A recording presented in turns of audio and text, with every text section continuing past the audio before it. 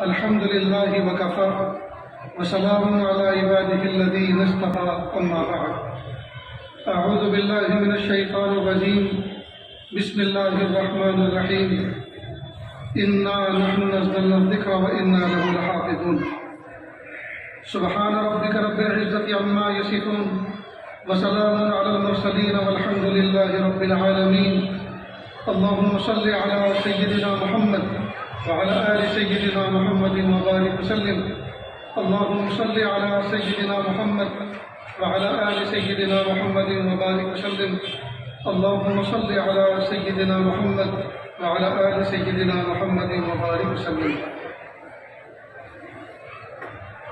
میرے سر کے تاج علماء کرام، اساتذہ اعزام اور پیارے طلبہ عزیز، میرے پیارے اللہ کا لاکھ لاکھ شکر احسان ہے کہ اللہ رب العزت نے ہمیں اس وقت ایک ایسی محفل میں مل بیٹھنے کا موقع عطا فرمایا جس کا مقصد صرف اور صرف اللہ تعالیٰ کی یاد، اللہ تعالیٰ کی طرف دھیان، باطن کی اصلاح، آئندہ کے کچھ عزائم اور ارادوں کے ساتھ مذاکرے کے ساتھ یہاں سے اٹھنا ہے. اللہ رب العزت جو بات کہنے کی توفیق عطا فرمائے، سننے کی توفیق عطا فرمائے، اللہ عمل کی توفیق عطا فرمائے. اللہ تعالیٰ ان باتوں پر عمل کی توفیق عطا فرمائے. پیارے طلبہ عزیز، میں نے آپ کے سامنے قرآن پاک کی ایک آیت پڑھی. اللہ فرماتے ہیں اِنَّا نَحْنُ نَزَّلْنَا الذِّكْرَ وَإِنَّا لَهُ لَحَافِظُونَ. بڑی تاکید کے ساتھ اللہ پاک نے اس آیت میں فرمایا کہ ہم نے قرآن پاک کو نازل کیا، ہم بھی اس کی حفاظت کرنے والے. یہ بڑے بھاری بھرکم تاکید کے صیغے اور الفاظ ہیں.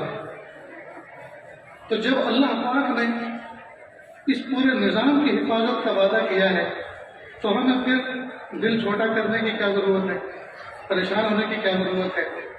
اس لیے جو لوگ اور جو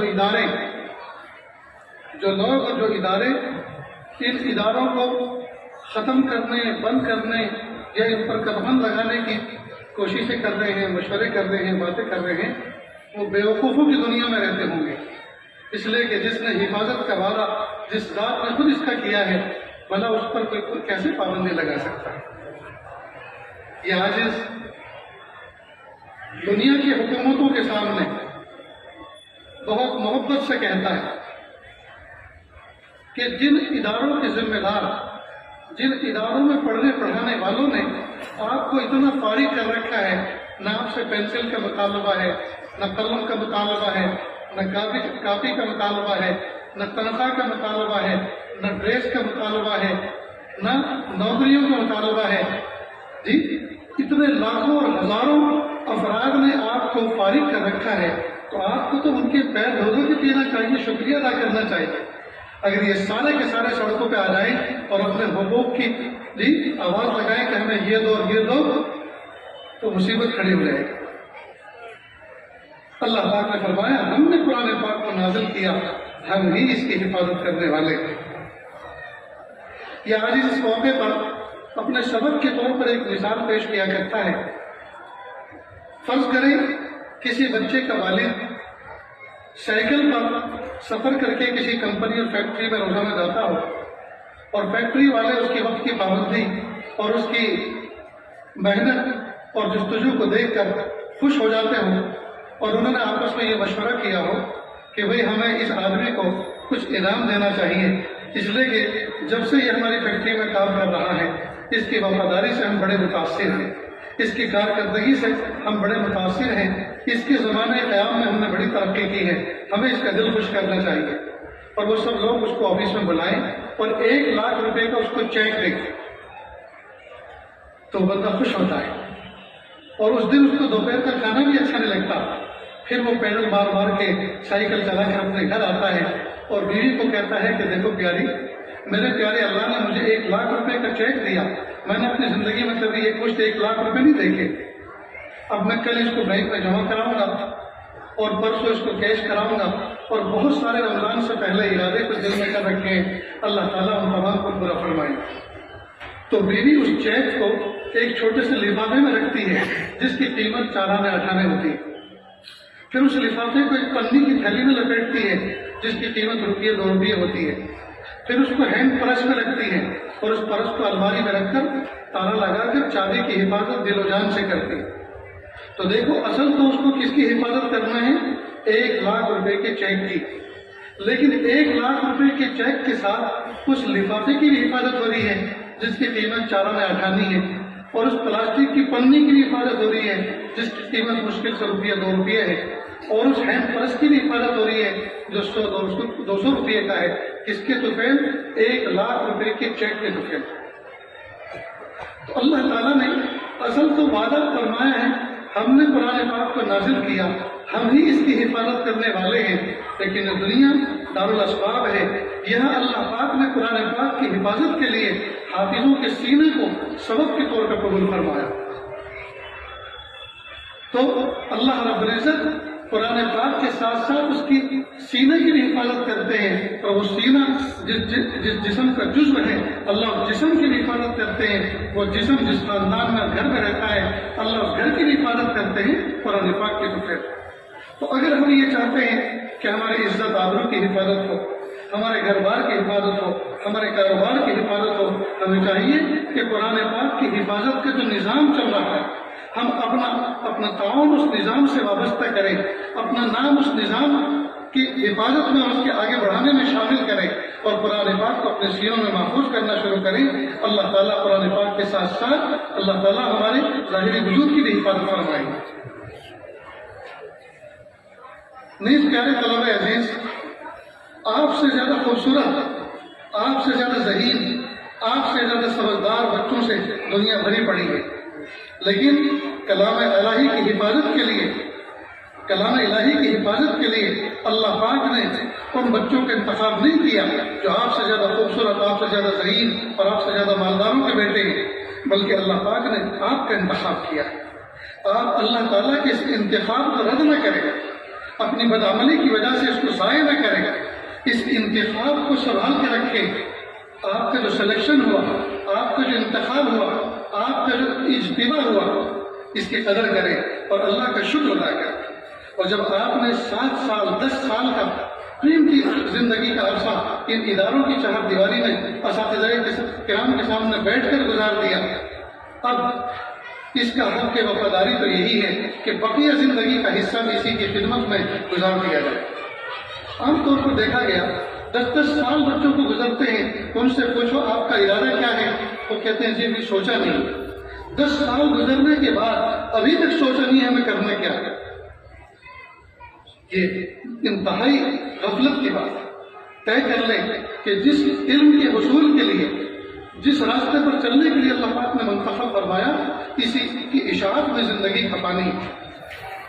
ایک مرتبہ میرا ساؤتھ افریقہ کے علاقے میں سفر ہوا، اور اس وقت ریاست گجرات میں بہت ہی عجیب و غریب حالات تھے۔ اسی زمانے میں مجھے کشمیر کے علاقے سے دعوت ملی کہ آنا ہے، لیکن حالات وہاں کی مقامی خراب ہونے کی وجہ سے میں نے وہاں عذر کر دیا، اور انہوں نے عذر بادی نفاذ کا قبول بھی کر دیا اور میں نہیں جا سکا۔ لیکن مجھے ایک طلب رہا کہ میں ان کی دعوت پر نہیں جا سکا۔ اس سمجھ میں نہیں آ رہا تھا کہ مجھے کرنا کیا چاہیے ایسے موقع پر۔ تو میں نے ایک صاحب نسبت بزرگ سے اس کا تذکرہ کیا، 2 افراد سے میں نے اس کا مشورہ کیا، تو دونوں نے الگ الگ جواب دیے اور مقصد ایک ہی تھا۔ ایک نے تو قرآن پاک کی آیت پڑھی، فرمایا کہ میں آپ کے سامنے قرآن پاک کی ایک آیت پڑھتا ہوں، آپ اس سے خود اندازہ لگائیں کہ آپ کو کیا کرنا چاہیے۔ فرمایا بسم اللہ الرحمن الرحیم، یا ایھا الرسول بلغ ما انزل الیک من ربک فإن لم تفعل فما بلغت رسالتہ واللہ یعصمک من الناس۔ بس ایسا لگا کہ یہ آیت ابھی میرے لیے نازل ہوئی ہے۔ اے رسول، آپ پر جو ہم نے نازل کیا اس کو پہنچاؤ لوگوں تک، آپ کو جس ڈیوٹی پر فائز کیا ہے آپ پہنچاؤ اس کو لوگوں تک، اس کا حق ادا کرو۔ اور اگر آپ ایسا نہیں کریں گے تو آپ نے اس رسالت کا حق ادا نہیں کیا۔ واللہ یعصمک من الناس، اور لوگوں سے ڈرتے کیا ہو، حالات سے گھبراتے کیا ہو، اس ابلاغ کی برکت سے اللہ تعالیٰ لوگوں کے شر سے آپ کی حفاظت فرمائے۔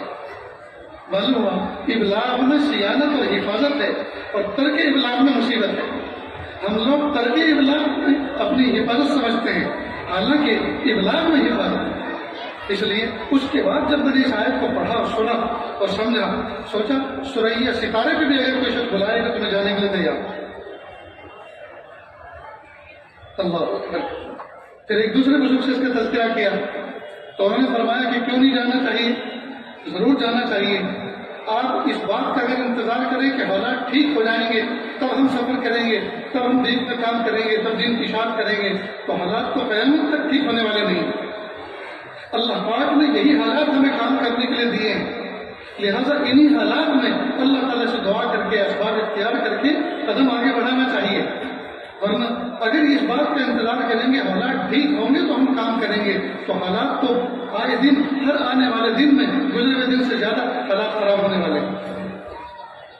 پیارے طلبہ عزیز، اس بات کو اپنے لیے اسوہ، قدوہ اور نمونہ سمجھیں اور دین کے لیے کمر بستہ ہو جائیں، دین کی اشاعت کے لیے کمر بستہ ہو جائیں، عمل کریں اور علم الہی کے ساتھ اللہ تعالیٰ سے نور الہی بھی مانگیں اور علم نبوت کے ساتھ اللہ تعالیٰ سے نور نبوت بھی مانگیں، اور راتوں کی تنہائیوں میں 2 رکعت پڑھ کر اللہ تعالیٰ سے اپنا رابطہ استوار کریں، نظر اللہ کی ذات پہ رکھیں، نظر اللہ کی ذات پہ رکھیں۔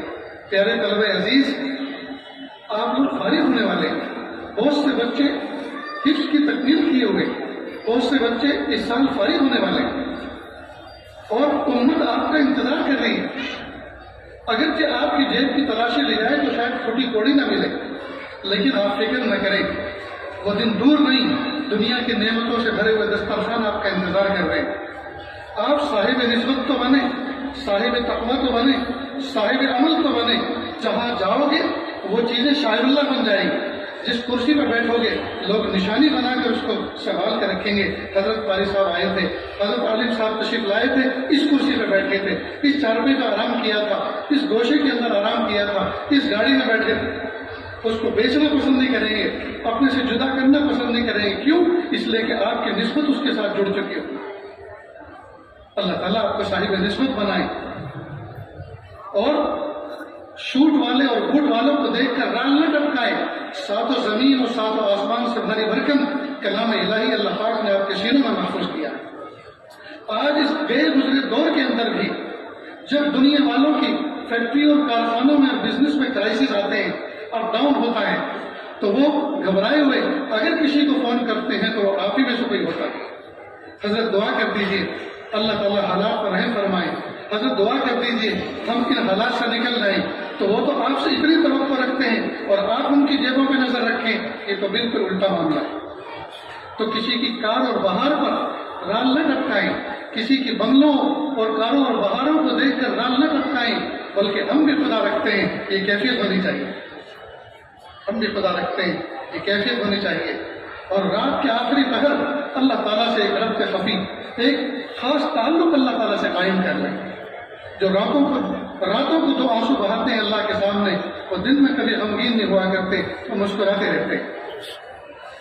نیز پیارے طلبہ عزیز، اپنے سینوں کو بلا کینہ کر لو، اپنے سینوں کو بلا کینہ کر لو۔ حضرت مفتی صاحب جیسا کہ آپ کے سامنے اس نے اخلاق سے متعلق تفصیل بیان فرما رہے تھے، اس میں ایک جز یہ بھی کہ اپنے سینوں کو بلا کینہ بناؤ۔ جس سینے میں کینہ ہوگا وہ جنت میں نہیں جائے گا۔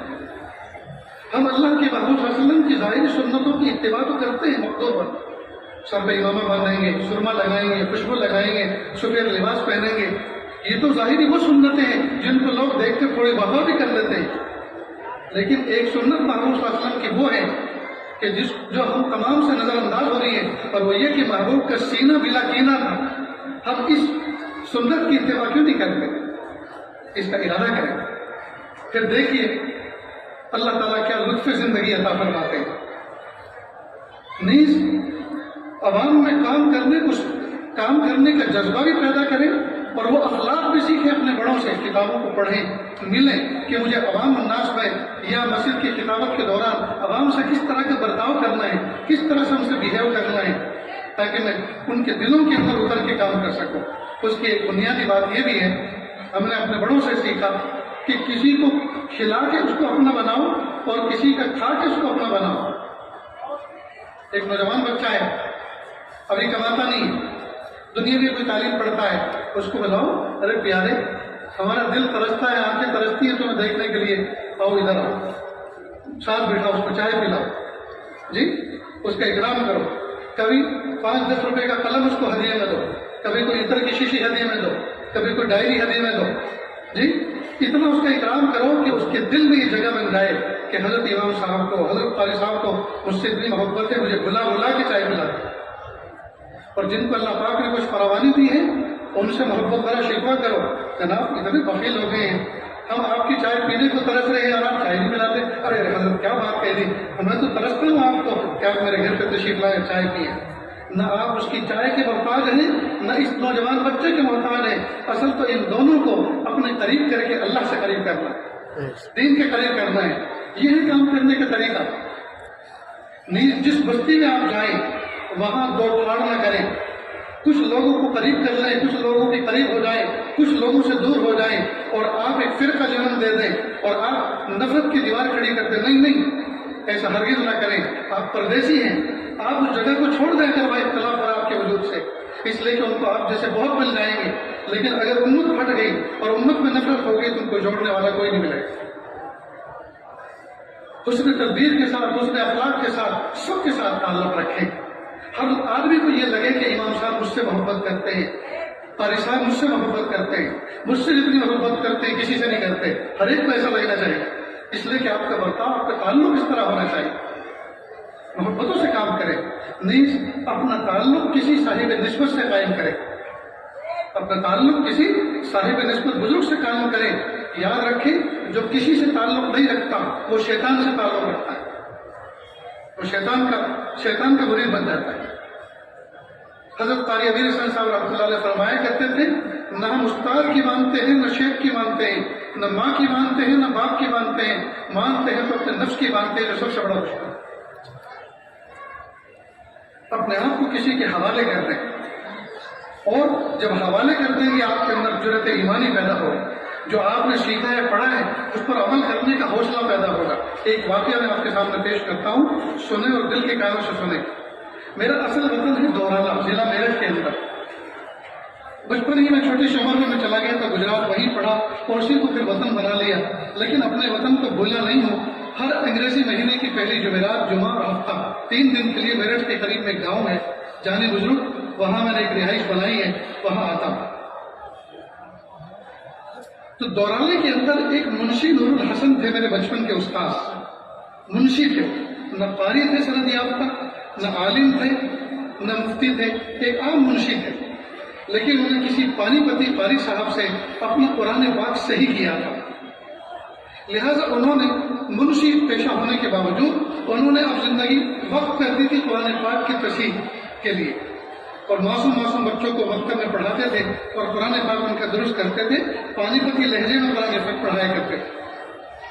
وہ حضرت تھانوی رحمۃ اللہ علیہ سے بیعت تھے، یہ آزادی سے پہلے کی بات۔ اللہ کی شان، اس زمانے کے اندر اس ملک، اس پیارے وطن پر انگریزوں کا تسلط تھا، اور انگریزوں کو نکال باہر کرنے کی جو کوششیں چل رہی تھیں، اس وقت میدان عمل میں 2 پارٹیاں تھیں، ایک کانگریس اور ایک مسلم لیگ، اور دونوں طرف بزرگ تھے۔ حضرت تھانوی رحمۃ اللہ علیہ نے لیگ کی تائید میں ایک چھوٹا سا کتابچہ بھی لکھا تھا۔ حضرت منشی نور الحسن صاحب جب حضرت سے وابستہ ہوئے، حضرت تھانوی سے بیعت ہوئے، تو سوچا کہ حضرت نے جس کی تائید کی ہے میں بھی اس کمیٹی کے ساتھ جڑ جاتا ہوں، تو میرٹھ حلقے کے مسلم لیگ کے حلقے سے وابستہ ہوئے اور کمیٹی کے ممبر بن گئے۔ ایک مرتبہ کمیٹی نے اپنے ممبروں کو طلب کیا، میٹنگ ہوئی، اس میٹنگ میں منشی نور الحسن صاحب نے ایک عجیب بات کہی کہ بھائیوں، حضرت مدنی بھی بزرگ ہیں، حضرت تھانوی بھی بزرگ ہیں، اور ان دونوں کے اندر رائے کا اختلاف ہے، ذات کا اختلاف نہیں، رائے کا اختلاف ہے، یہ اس پارٹی کی تائید کرتے ہیں، وہ اس پارٹی کی تائید کرتے ہیں، لیکن ہم یہ لیگی لوگ ان کو برا بھلا کیوں کہتے ہیں؟ تو فوراً کسی نے کہا، مولانا بدری کو تم بزرگ مانتے ہو؟ کون کو کس نے بزرگ کہا اگر آپ کا ایسا ہی گستاخی بھرا رویہ ہے تو میں استعفیٰ دیتا ہوں مسلم لیگ سے، اور یہ استعفیٰ دے کر دورالہ گاؤں آ گئے، لیکن ان سے رہا نہیں جا رہا تھا کہ یہ کیا ہوا۔ فوراً تھانہ روم کا سفر کیا اور دیر رات گئے، وہاں پہنچے تو حضرت یہ خادم خاص تھے بھائی سلیمان، ان سے واقعہ ذکر کیا کہ بڑے بھاری دل کے ساتھ میں آیا ہوں. اب وہ کیا کہ میرے میں ایسا واقعہ پیش آیا, میں نے ایسا کہا, سامنے والے نے ایسا جواب دیا اور میں نے استعفیٰ دیا. میں نے سوچا کہ حضرت کے سامنے اس کا تذکرہ کروں کہ جس جماعت کی آپ تائید کرتے ہیں وہاں تو ایسے لوگ رہتے ہیں. تو بھائی سلیمان نے غضب کیا اور انہوں نے کہا مولانا مدنی کو تم بزرگ سمجھتے ہو, بزرگ تو شیطان بھی تم. کہتے بھائی تم بھائی سلیمان تم یہ کیا بات کہہ رہے ہو؟ کہ ہاں میں جو کہہ رہا ہوں صحیح کہہ رہا ہوں, کہ میں یہ بات حضرت سے کہوں گا کہ کہہ دینا. اب بڑے بھاری دل کے ساتھ رات کو نیند بھی نہیں آئی, چارپائی پر کروٹ بدلتے رہے. سوچا صبح اور حضرت کے سامنے تذکرہ کرو, اور جب حضرت کے خالی میں خاص کا یہ حال ہے تو پتہ نہیں آگے کیا حال ہوگا. چنانچہ صبح فجر کی نماز ہوئی, حضرت کی مجلس سجی. مجلس میں ہمت نہیں ہو رہی تھی کہ بات کا آغاز کہاں سے کروں اور کس طرح کروں. اللہ کی شان وہ دربار کا عجیب تھا. حضرت نے ایک خط سنانا چاہا کہ ایک سائل نے مجھ سے ایک سوال کیا ہے, میں وہ سوال سناتا ہوں اور میں نے کیا جواب لکھا ہے وہ بھی بتاتا ہوں. چنانچہ سائل کا سوال پڑھا کہ حضرت دیوبند کے اندر جو بزرگ ہیں حضرت مدنی وہ بھی بزرگ ہیں, لیکن وہاں سنا پر رحمتی رحمت ہے اور آپ کے زحمتی زحمت ہے, پکڑ ہے, دھکڑ ہے, جی جزا ہے, سزا ہے, ڈانٹ ڈپٹ ہے, اور وہاں ایسا کچھ نہیں. ایسا کیوں؟ حضرت نے اس کا جواب دیا کہ یہ سوال پورا ہوا, میرا جواب سن جو میں نے لکھا ہے. حضرت تو بہتے دریا کے مانند ہیں, اور بہتے دریا میں اگر کوئی پیشاب بھی کرتے تو اس کی پاکی پہ کوئی فرق نہیں پڑتا, اور میں تو چھوٹا سا گھڑا ہوں, اس میں اگر کوئی ایک قطرہ بھی پیشاب کرتے تو اس کا مزاج خراب ہو جاتا ہے. میرے استاد محترم حضرت منشی محسن صاحب نے جب یہ بات سنی کہ حضرت والا نے حضرت مدنی کو کتنا اونچا مقام دیا, فوراً اور حوصلے کھلے کہ حضرت مجھے بھی کچھ عرض کرنا ہے کہ کرو. کہ میرے میں ایسا ایسا واقعہ پیش آیا اور میں بھاری دل کے ساتھ استعفیٰ دے کر کھان پایا. رات کو میں نے بھائی سلیمان کے سامنے تذکرہ کیا تو انہوں نے یہ کہا. حضرت نے فرمایا یہ بات آپ ان کے سامنے کہہ دو گے؟ جی حضرت. اب بلاؤ بھائی سلیمان. ان کو لائن حاضر کیا گیا. بھائی سلیمان سے پوچھا کہ ان کو آپ جانتے ہو؟ کہ جی یہ نور الحسن ہے, میرے والد کے دوست کے بیٹے. کہ آپ کی ان سے کوئی دشمنی تو نہیں؟ کہ نہیں حضرت. کہ یہ کچھ سنانا چاہتے سنو اس کو. کھڑے ہو گئے اور سنائیے. انہوں نے پورا واقعہ میں نمان سنا دیا. جیسے سنایا حضرت نے پوچھا تم نے ایسا کہا تھا؟ کہ جی حضرت. دوسرے خادم کو کہا ان کا کان پکڑو اور باہر نکال دو, خانقاہ سے باہر نکالو. کہ ہرگز مجھ سے بات مت کرو. کان پکڑا گیا, باہر نکالو. اب انہوں نے پانی پت کے قاضی صاحب کے اس زمانے میں حضرت کے یہاں ان کے توسط سے حضرت سے خط و کتابت کے ذریعے سے گفتگو کی اور کہ حضرت اس سے بہت بڑی گستاخی ہوئی ہے, مجھے آپ معاف کر دیجیے. حضرت نے فرمایا ہرگز نہیں, صاحب معاملہ سے معافی مانگو اور وہاں سے لکھوا کے لاؤ. انہوں نے دیوبند کا سفر کیا, حضرت مدنی سے جا کے معافی مانگی اور حضرت سے روکا لکھوایا. روکا حضرت خانوی کے سامنے پیش کیا. حضرت نے اس کو پڑھا اور کہا یہ معافی معتبر نہیں ہے, پتہ نہیں تم نے کیا ان کو سنایا اور کس چیز کو سن کے انہوں نے آپ کو معافی دے دی. اس واقعے کو سناؤ اور وہ اس کو مینشن کرے, اس کا حوالہ دے اور پھر میں اس پر سوچوں.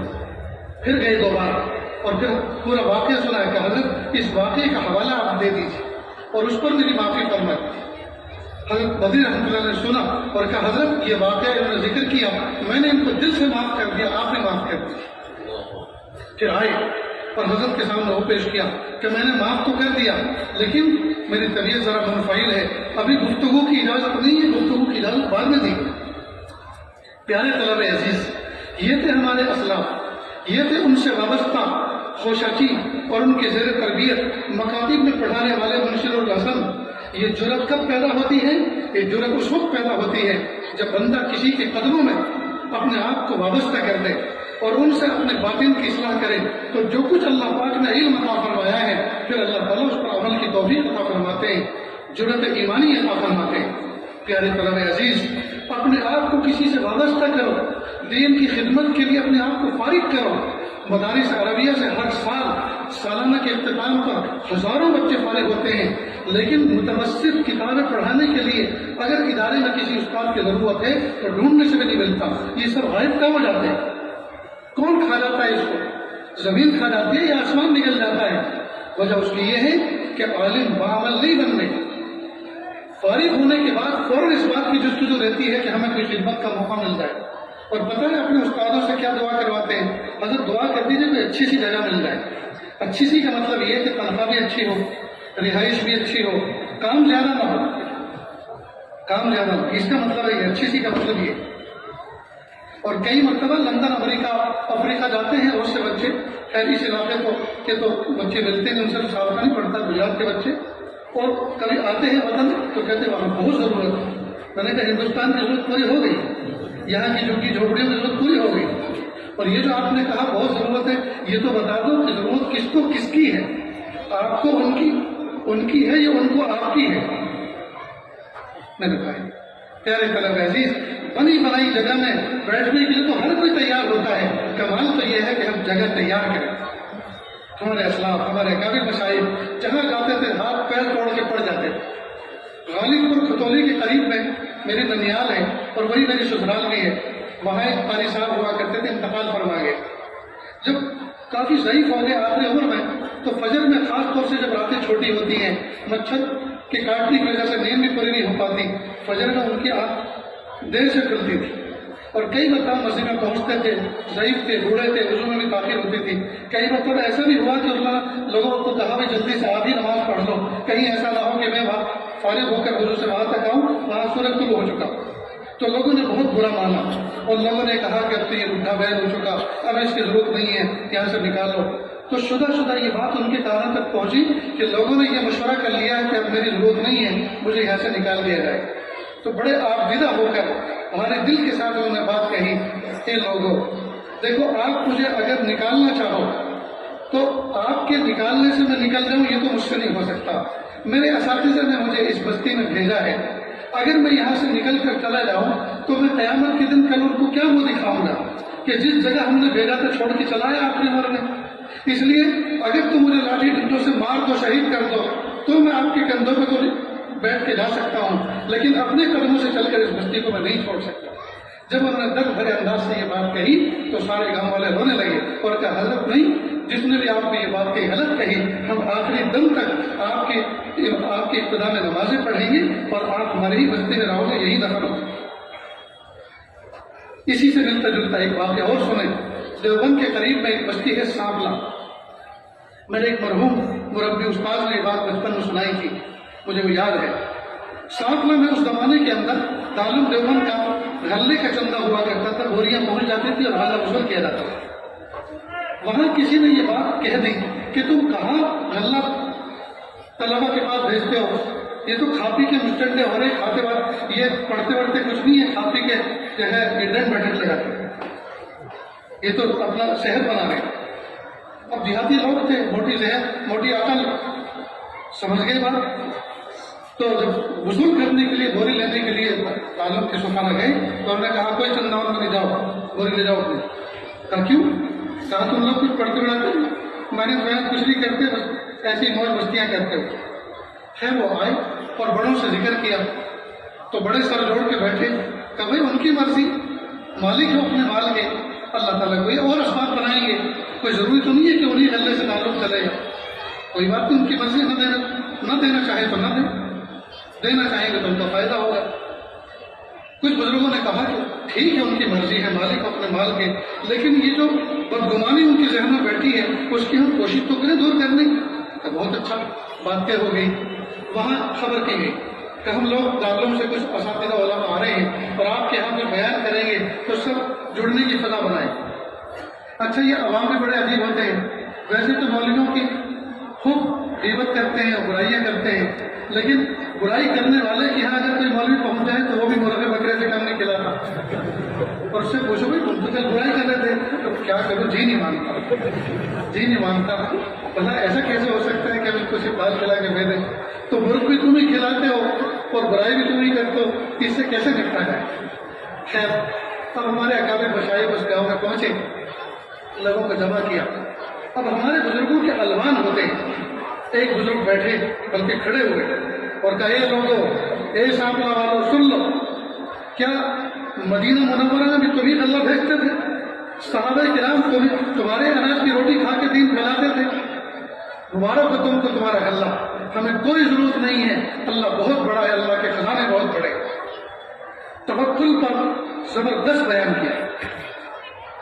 بیٹھ گئے، ہمارے دوسرے ایک بزرگ کھڑے ہوئے اور آپ دیدہ تھے، دل رفیق تھا، کھڑے ہوئے کہا اے لوگوں، حضرت والا نے جو آپ کے سامنے بیان کیا یہ ان کا ضرف، یہ ان کا توکل، یہ ان کا یقین، یہ ان کی معرفت، انہوں نے آپ کو کہہ دیا۔ لیکن میں آپ کے سامنے جھولی پھیلاتا ہوں، جو بات آپ تک پہنچی ہے وہ غلط ہے۔